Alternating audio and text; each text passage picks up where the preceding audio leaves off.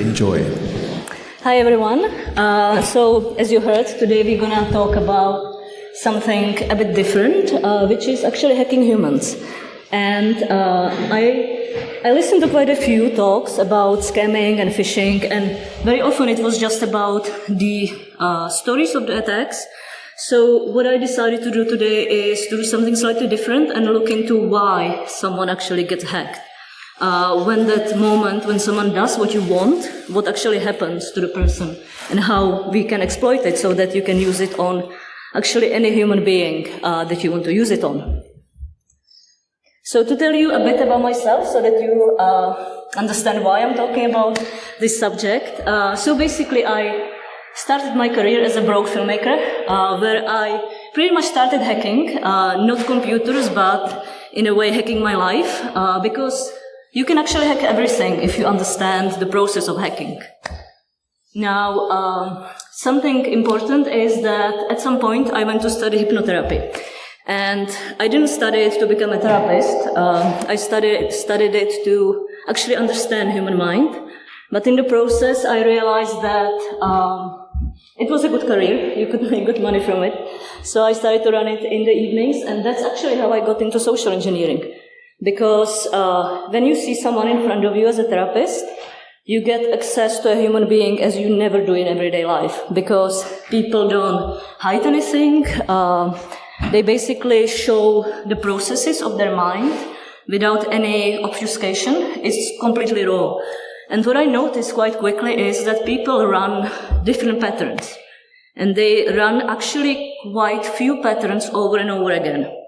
And you can see it on things like depression, but you can also see it on things like everyday things, everyday tasks, how you respond to human being, how you respond to stress. And with these patterns, we can actually use them as a vulnerability. Because once you understand what type of pattern the person keeps on running, you can exploit it. We will get to that. That's just a little bit of introduction. And then I got into ethical hacking.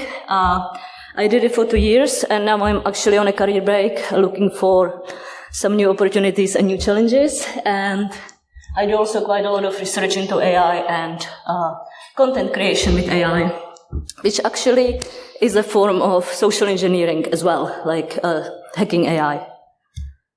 But let's look into what we already know about hacking humans. So basically, people have no 0 days. What it means that unlike the technical hacking, we already know everything about hacking humans. Or we can always, there is nothing new to discover. And that is quite important because the playing ground is actually even for us as the one who want to protect and the malicious actors, which is quite important because we all have all the information that we need. Now, very important thing is people are predictable, mostly in the Western society, and mostly when you have employees, because companies, they tend to hire the kind of same pattern of people. So once you get to know the company and their culture, it's somehow much easier to hack someone within that company. Then, as I said, human actions are dominated with patterns, and that's one of the most important things that we need as hackers of humans. And as I said, in modern society, people have very predictable responses, which, with observation, and this is actually very useful in espionage. You need to observe the person, understand how they react, and then you can exploit them. So, as I said, everything is a pattern, so is hacking humans. It has its beginning, its process, and the end. And to understand that, one of the most important things, which sometimes when you hack you don't even think about, but that's what you do anytime someone does what you want. You trigger some emotion.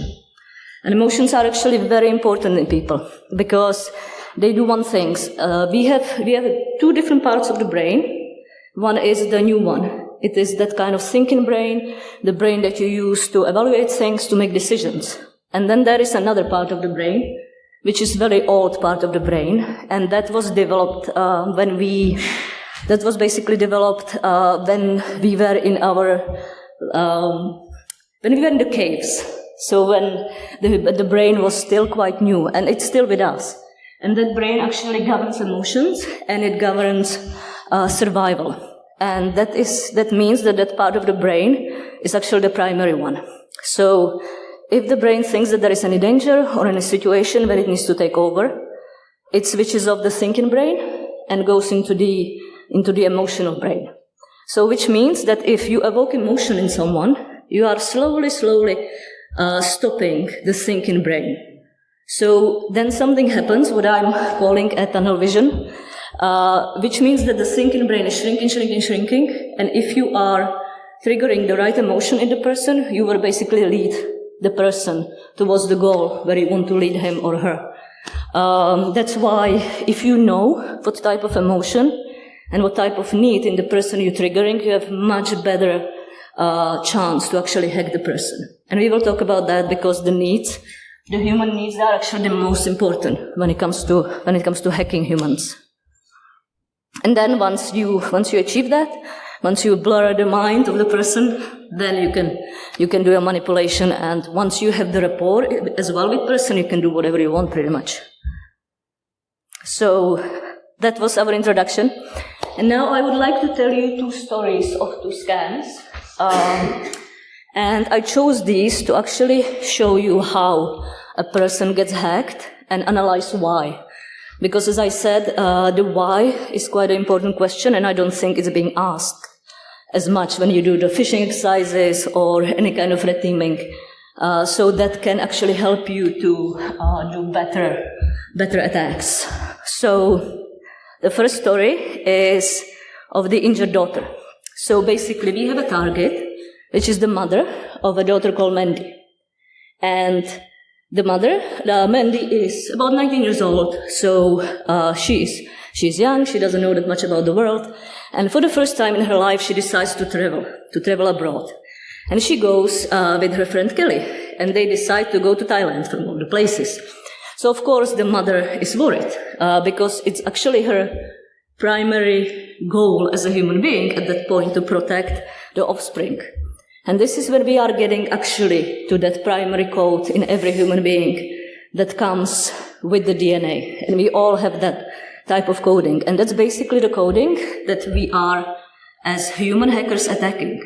Because if you focus on those types of codes in humans, you have much higher probability to hack them. So here, basically the hackers are trying to exploit the need of a mother to protect the daughter. So what happens? Basically one day, mother gets a phone call from Kelly, and Kelly is really panicked, and she says, "Oh, we were in an accident. Mandy had an accident. She's badly injured. She needs to go to the hospital.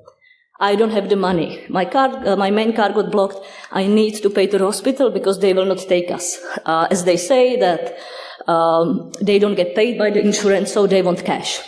So now, the most important thing in this is that Kelly is who is not Kelly, of course, it's a scammer, but the Kelly, in this case, she's very emotional. And there is one thing about people, we mimic other people's emotions. So if you have someone in front of you who is very emotional, and mostly if you have the rapport, which there is, because Kelly is someone the mother knows, the mother gets more and more emotional, which means that she's getting into the tunnel vision, and the scammer can lead the mother anywhere they want, pretty much, because she's not able to stop and make the rational decisions. Oh, wait, I'm going to call my mother.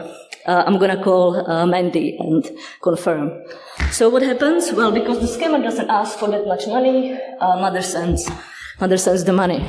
This is also very important because scammers very often ask for amounts that will not hurt the person too badly, but which makes it much easier to get it from them. Also, they will not be, they will be prosecuted, but the police will not be as interested in them. So that's one kind of scenario where there is urgency, there is panic, and there is familiarity, which are things that we know that are used. But the thing that I want you to understand that here, the need of the mother to protect the offspring is actually the crucial in this attack, and that's actually what made her to pay the money. This kind of attack is not as common because it needs quite a lot of reconnaissance from the side of the scammer. But with today's AI, like you can use AI agents for research, you can use voice impersonification, you can use even deepfakes, which means that the scams are becoming so much easier to do right now, and they will get better and better, which is actually something that we should be quite worried about, because also quite clever people are entering the scene of scamming, which is also quite an important point. And then we have another one, which is quite different, and this actually happened to a friend of mine, and this is a very, very interesting scam. So a friend of mine, she is a therapist. She's quite a known therapist, and she's making money, but she's in that kind of state where she thinks she's not making enough to sustain herself in the world. And that is a very important point. That is basically the point of survival. For her, this is very important, that need to have stable career. And that's what actually here was exploited. So basically she decided that she wants to do a reality show. And she had this rapper that she really liked, and she wanted to do the main track for her reality show. But he was quite famous, so she kept on following him in social media, interacting with him. And one day, he sends a message to her. Hey, I really love your work. And she is like, oh my God, this is amazing, because I want to do a collaboration with you. And he says, yes, I would really love to work with you. Get in touch with my girlfriend, who is my manager. So she did. And basically what happened, the girlfriend told her, yeah, of course, like, we can do this, we are very excited. And it's very important, like, they were very excited about everything that my friend wanted from them.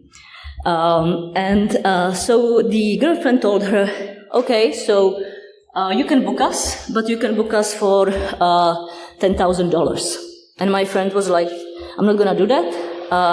Let's have a Zoom meeting. But of course, because it was a scammer, it took a while for them to arrange, and things were always not happening. But what's important in this scenario is that my friend and the rapper, they were having conversation on WhatsApp through all this time. And basically the scammer was grooming her. So, and he was very good at that. I don't think that he knew what he was doing, but he was just very natural at grooming someone. Because I saw the conversations, and they were pretty much about telling her like how they are connecting and how they have the same kind of objectives.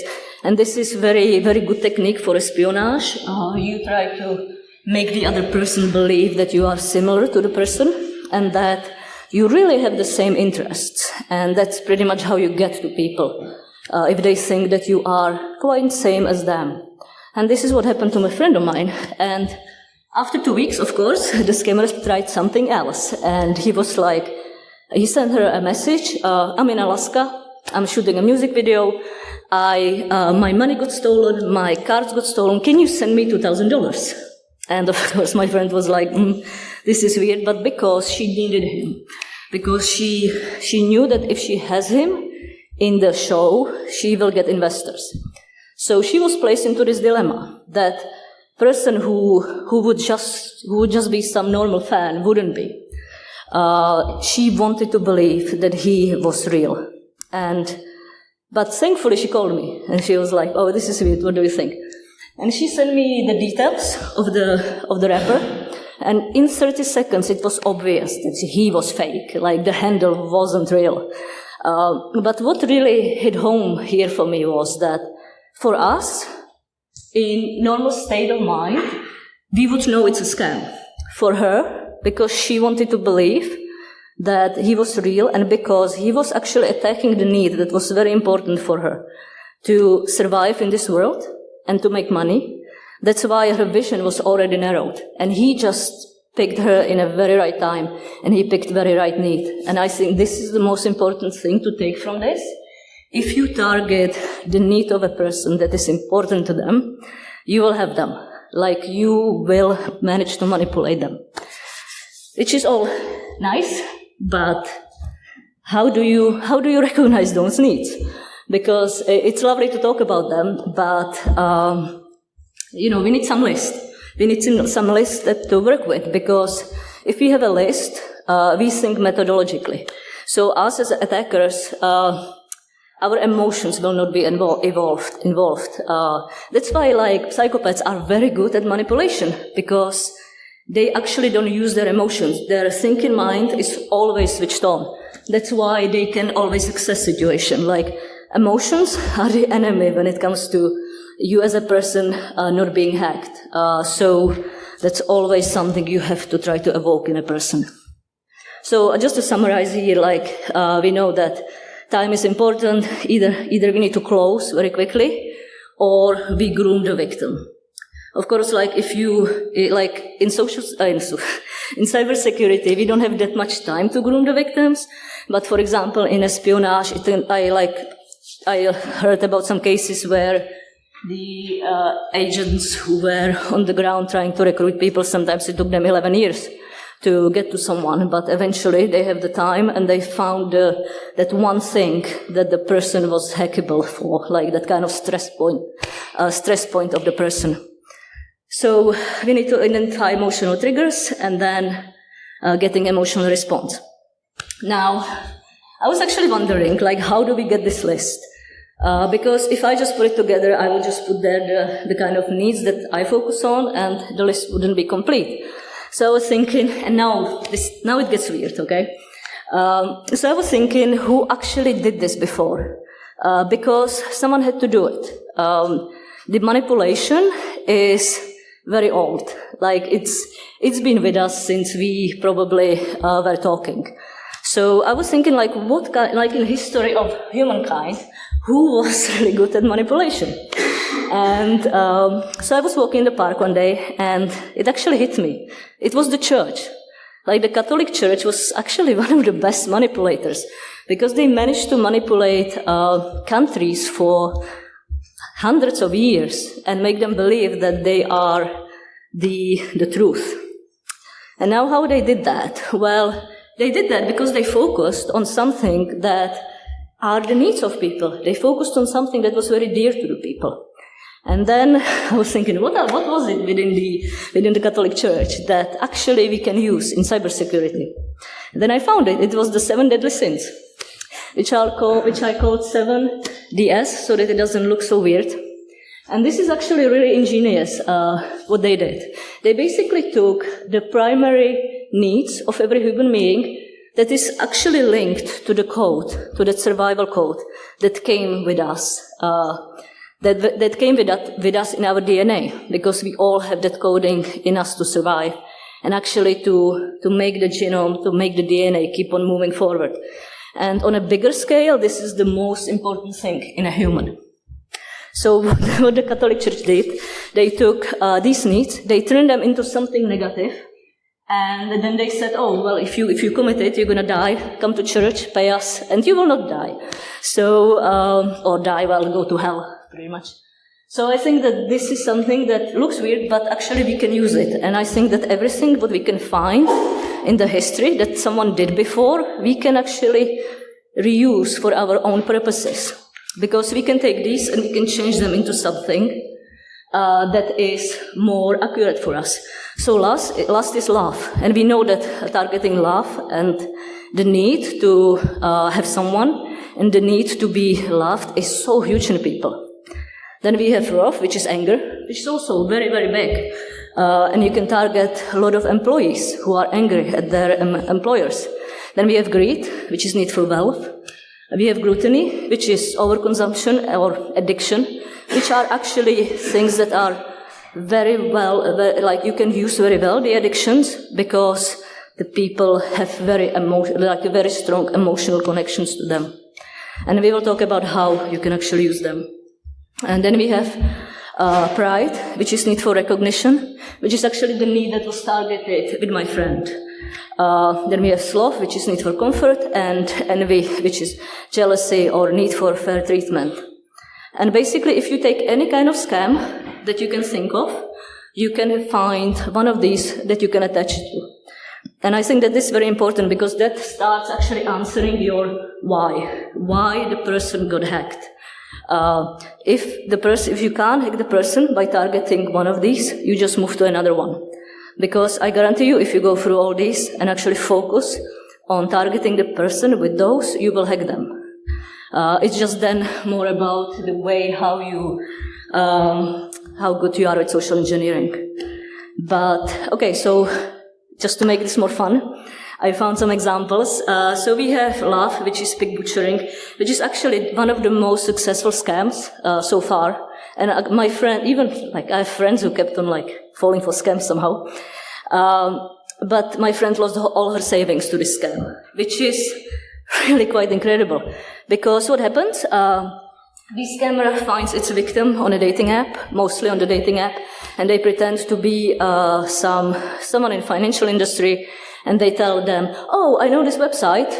Send the money there. You will get a lot of, which is mostly like a crypto site, and you will make a lot of money."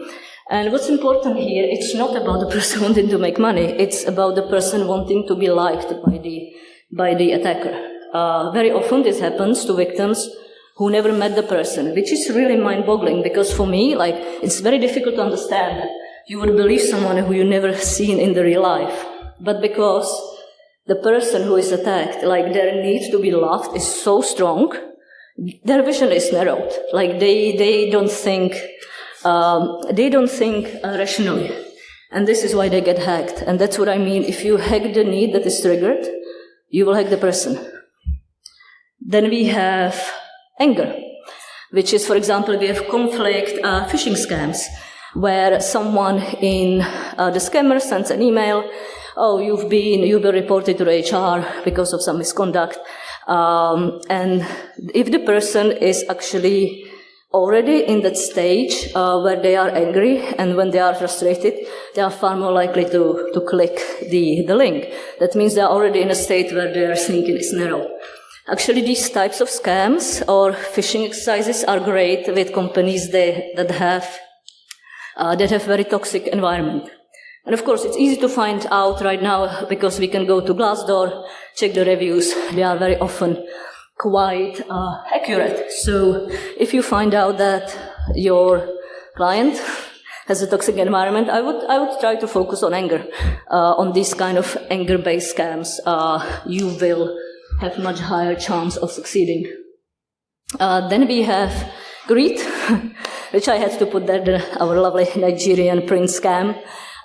It's also advanced fee scams, where you need to pay a little to get a lot.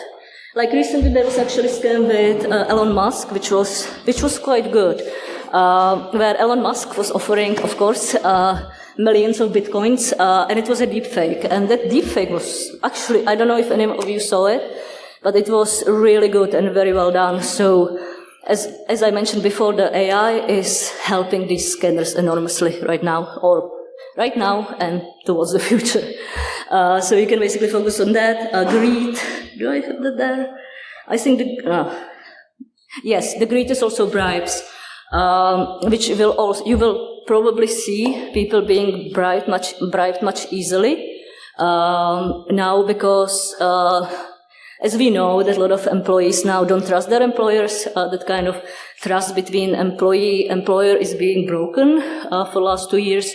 So people are more likely to take the bribes. And actually what is very important here, that it's not about the bribe.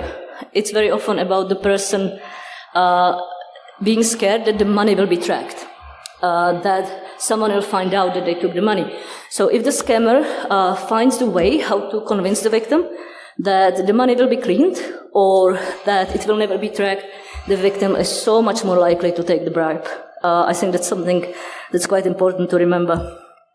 Then we have pride, which is need for recognition. And there was this amazing scam. I don't know if you came across it. It's the Hollywood's scam queen. If you didn't, just Google this. There is like a really great podcast about the scam.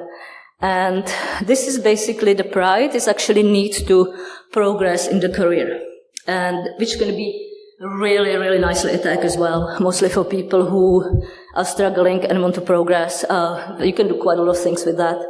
Like, for example, in this example, the Hollywood queen, which was actually a guy, He was pretending to be very high-positioned women in the film industry, and she was targeting the individuals in the film industry who were okay with their careers, but they weren't on the top. And she offered them a proposition to come abroad to do some recce's, like on locations or anything there. And basically the way she got money is that the people who came abroad, they were paying money to taxi drivers, to the hotels, and all those people were actually the accomplices of the scammer. Which was actually quite an elaborate scam, but it's very interesting because there was a lot of psychology of the scammer involved. So, like, if you are interested in social engineering, I would recommend to look into this and listen to this podcast. Okay. Then we have the need for comfort, which is very good in places that have very strong due diligence, like that have a lot of processes in place. Because we know that people always try to find different loopholes and make their life easier. So there will be definitely something that they are overlooking. So, for example, in these places, this fake invoice scam works because the employees just don't check anymore if the invoice is if the invoice belongs to the right supplier, and that's basically why actually why the attackers managed to make this scam successful. It's because the people are looking for the comfort. It's quite interesting, like when you start thinking about it, because everything is linked to that kind of need of survival in us, and a lot of our responses are. And once you start thinking about it, it's become more interesting to actually hack people, because suddenly you have so much more options, and you can think which one will I target and why it didn't work, and that if you have specific target, it will help you a lot. Like if you have just a phishing exercise where you target everyone, yes, you will have a better kind of success rate if you think about like what is the environment. But mostly if you have a specific target, you need some ammunition, and this is basically the ammunition you can use. Then we have gluttony, addictions, which is actually a very interesting kind of area, I find, because you can do also quite fun stuff with that. So we have like Ponzi schemes, which is in a way addiction as well. But I think for the red teamers, what is quite interesting about this, that like addictions, of course, they have very strong triggers in people. So if you find people who are addicted to, let's say, gambling, so you can create fake casino websites offering some discounts to them. Or also quite interesting stuff is that people tend to open their personal emails sometimes on their work devices. And as the brain, it forgets. So if it sees something familiar that the person already knows, they can click it. So for example, if you know that someone is a fan of some football club, you can create a fake newsletter that looks like newsletter of that football club and send it to them and put there some huge news like the manager resigned or something like that. If it comes to their work email, there is still a chance that they will forget they are in their work email and click it. So I think this is quite interesting way how to get into a person, target something that is familiar to them. And if you find their addiction and target that, like you will get in eventually. And I think this is the last one. Yes. Which is envy, which is jealousy, need for fair treatment.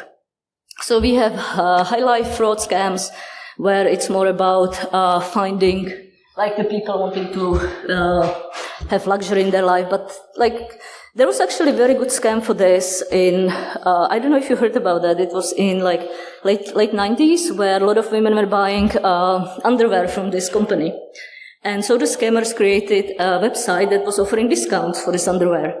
And it was like one of the most successful scams. They managed to target like people in the accounts departments, and there was like in the department where there was a lot of women, and they actually made quite a lot of money for that. So you can also like focus on something like that. Also, what might work in toxic environments is, for example, unfair treatment. So you can create an email where it's like the fair treatment and fair pay is explained, and it looks like it's sent from government. If the people are already triggered by the employer, they are so much more likely to actually click the email. So these were actually the examples how you can take any type of scam and attach it to one of these needs, or you can take one of these needs and develop scam around it, or develop phishing campaign around it. And you already know that you are targeting the coding in the human brain that is linked to survival. Because if you have to go from the bottom, it's really difficult unless you really understand human behavior and neuroscience and the human coding. Now this is in a way how you can take the upper level and make it understandable to a lot of people. So I know it looks weird, but it actually makes sense. So then I did like something fun, just like this is not as much as the part of the talk, but I was thinking, because I was in pen testing before, so I was thinking like we know a lot of vulnerabilities in the computers. So I did an exercise when I took each vulnerability in the computer, and you can actually achieve the same in a human. We cannot like open the brain and see exactly where the vulnerability is, but we can use different techniques how to achieve the similar thing in humans. But it's not that important. I just thought that it's quite interesting way of looking at hacking humans in different way. If you are very familiar with the computers, you can find the equivalent to the hack in people. And that actually proves that people are not that different from computers. Like the brain actually thinks in ones and zeros as well. It has its coding, like it's just far more flexible than the computers, but with the AI, like this kind of gap will get smaller and smaller, and you will find that maybe in like next, I don't know the time frame, but maybe in next 5 years you'll find that hacking the AI will be quite similar to social engineering. Like we will start getting more and more into needing to understand the human mind, because AI is also very fluid, and I can already see like that the different AI models, they run similar patterns as the human mind, and it has different ways of confusion in them that the human mind has as well. So just to summarize this, basically anyone can be hacked. It's really about resources and the time that the attacker is having. So if someone actually hires the hackers for hire, who have all the time, they have a lot of resources, they most often work in groups, like they will get to the target. There is no question about that. And they very often get to the targets through social engineering.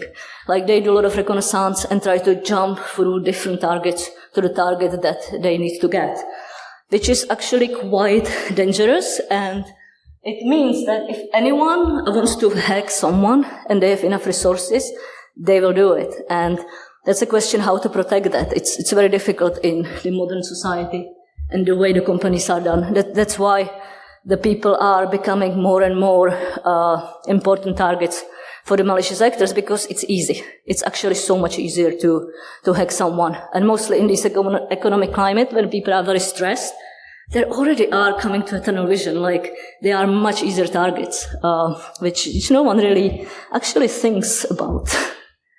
And then just consider those needs.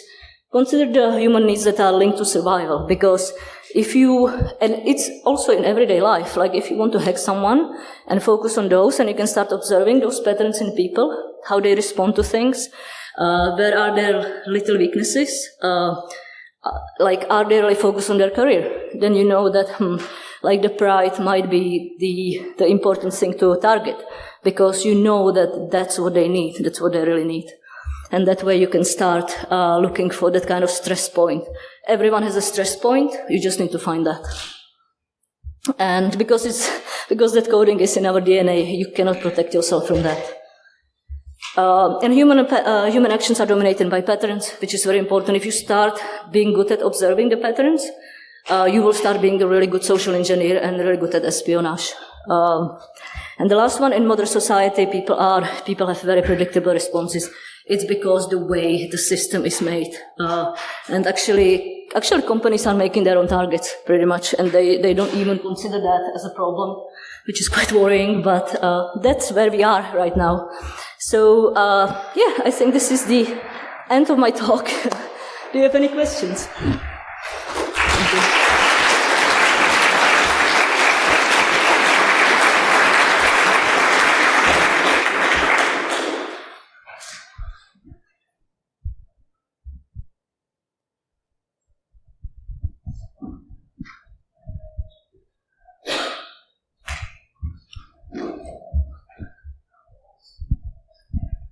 Thanks for the talk. It's really, really good. I just wanted to ask, on the blue team side, how do you protect yourself from these sorts of attacks? What was the first thing you said? Thanks for the talk. It was good. Sorry? I liked your talk. So how will you protect against these things? Yeah, like it's tough because, as I said, the companies don't even consider that being a problem. And so they actually, by their hiring process, that they keep on hiring the same people, they make it so easy for the hackers to know what is the kind of pattern of the people in that company. And also, like, if they have the same hiring system, it's so much easier to get some insider in. Because they understand the process. And a lot of actually social engineers done that. They just learned something about the subject, said what the person thought they wanted to hear, and that's how they got in. So unless the company starts thinking about this in a bit better way, like, very good thing is to not have people in that stress situations. Because, as I said, if someone is stressed, their vision is narrow. They are so much easier to hack. That's why, like, for example, people in FBI, they focus on those people who are in this stress situation to hire them as their targets to get information from. So if the environment is really nice and people are not stressed, they are less likely to get hacked. So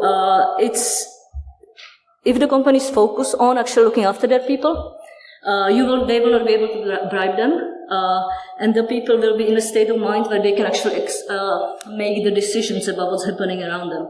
And I think that's the only way how the companies can actually protect themselves. Anything else? Doesn't look like. Cool. So thank you so much for being here, and enjoy the rest of the day.